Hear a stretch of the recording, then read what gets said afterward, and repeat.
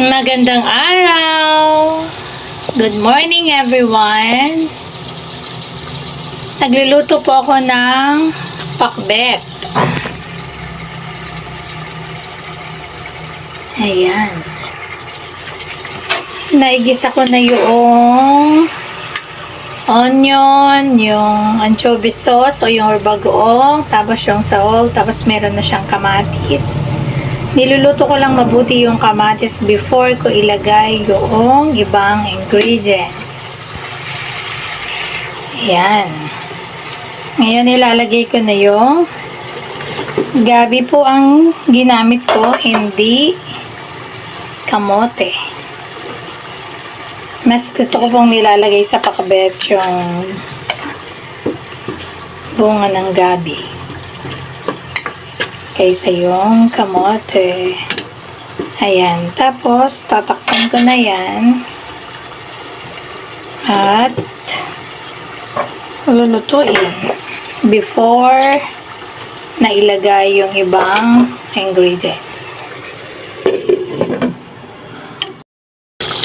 Na ilagay ko na rin pala yung ampalaya. Konti lang yan. At ngayon, ilalagay ko na yung talong. Ayan.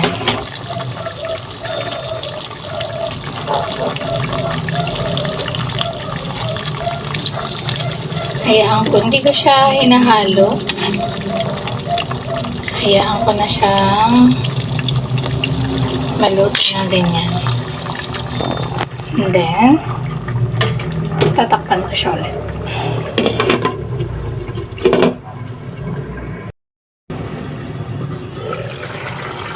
Ayan. Okay na siya. Then, lagay ko yung sili at saka yung okra. Tapos, dahil malapit na yung maluto, ilalagay ko na yung bulaklak ng kalabasa sa ibabaw. Ayan. At, ano yan? Bulaklak at talbos ng kalabasa. Ayan. And then, ganun pa rin, hindi ko siya hinahalo. Sisiksik ko lang siya. Ayan.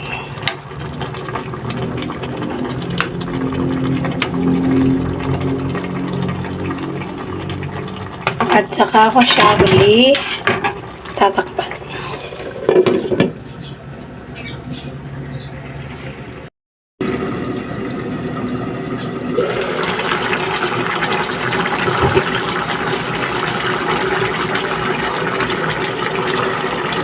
At yes, this is it. Okay na siya. Luto na ang aking pakbets. Pakbet. Thank you for watching.